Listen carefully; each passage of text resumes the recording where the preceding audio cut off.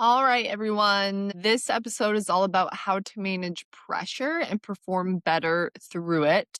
This certainly is not just for athletes, it's for everybody. We all feel pressure in our day to day lives. It's something that will always be there, especially in sports.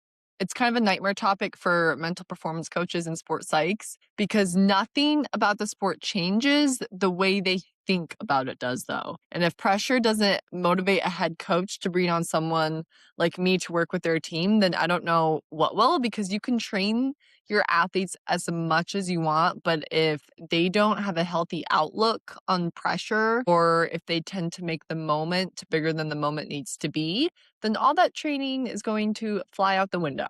I am all about applicable tools and helping listeners find new perspectives that they can use. So today I'm walking you through 3 things to help you manage pressure better and overall just to form a more positive relationship with it.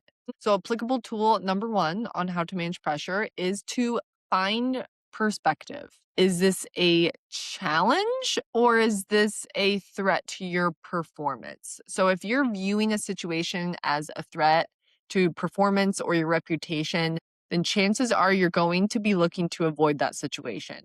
For example, if mistakes are so scary in my mind and I feel pressure to be perfect, then I'm going to be playing to avoid making mistakes versus competing hard and getting the job done. I call this exercise challenge or threat. I don't know where I got this idea from. It was definitely from a TED Talk. I wish I could give credit to the man that came up with it. So if anyone finds it, let me know.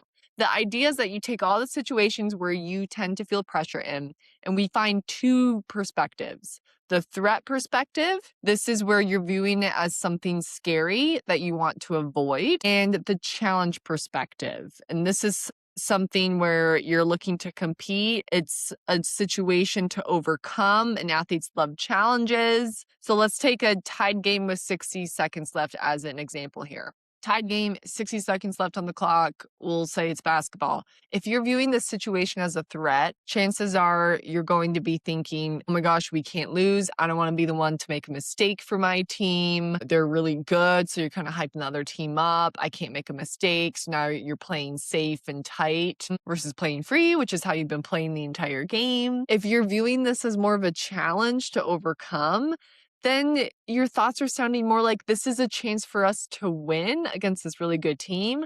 I have the chance to help my team get the win. I'm going to focus on just creating opportunities and lock in on my defense and keep playing aggressive because that's the kind of play that got me to this tied game in the first place. There's a really good analogy that I like to use with my athletes. Cows and buffaloes, they do this really cool thing in nature where when a big storm is coming and rolling in, buffaloes in the wild will herd together and they run straight through the storm. So they get through it quicker and they stay together. Cows, on the other hand, when a big storm is rolling in, they scatter and they run away from it. So they're alone and they just get hit with it 10 times harder for a longer period of time.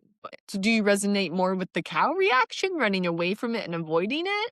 Or do you resonate with more of the buffalo reaction where you're attacking it, you're running straight through it, and it gets you through it quicker and you feel more confident and you do it with people beside you, so it's less scary. So perspective is your superpower. You can bring it everywhere with you.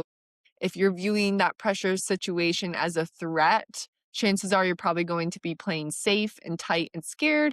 If you're viewing it as a challenge, chances are you're attacking it with more of a competitive mindset and you're focused more on what you want to do. Also, another perspective here is what a privilege to be in that situation. You've worked for that. And would you really want it any other way? A good example is a freshman starting goalie in college, right? Yeah, that might be a lot of pressure to be starting in that goalie position as a freshman, but would you really want it any other way? Would you not want to be starting? Like, that is a privilege. That's something that you worked really hard for. So perspective is your superpower. Use it in all situations. And it's definitely something that you have to practice because as humans, we naturally tend to fall to the negative. If you look in the dictionary, there are thousands of more words with negative connotations than there are positive ones. It's just a natural thing for us. It comes out even through our language. So practice finding a better perspective in pressure moments. Tip number 2 for forming a better relationship with pressure is to keep your routines in pressure situations. So let's say you're shooting a free throw and it's a tied game. You really don't want to miss it, obviously. You start rushing it because you want to get it over with. Or maybe you start paying way too much attention to your elbow on the release, which you normally don't do. You switched it up, you're trying to control it even more. That's not your normal routine. You aren't usually thinking about those things and you aren't usually trying to force it or rush it. That's not what you know. Routines are your comfort. They give you a sense of familiarity in what may be an unfamiliar environment or a chaotic situation. They provide that stability. Even pre-game routines, halftime routines, if it's the state championship game, your routine should be the same no matter what kind of game it is. If you're playing an easy team, a hard team, that sets you up for success. That is your comfort. It gives you stability and provides that sense of familiarity in what might be an unfamiliar your environment or situation for you. So stick with your routines, especially in pressure moments. And then the last thing for better managing pressure is giving yourself some sort of physical release. So tension can build up. You can get really tight and tense. Finding some sort of breathing routine that really works for you to help release some of that tension. You can do 4-4-4 breathing, which you're breathing in for 4 seconds, holding for 4 seconds at the top, and then releasing for 4 seconds.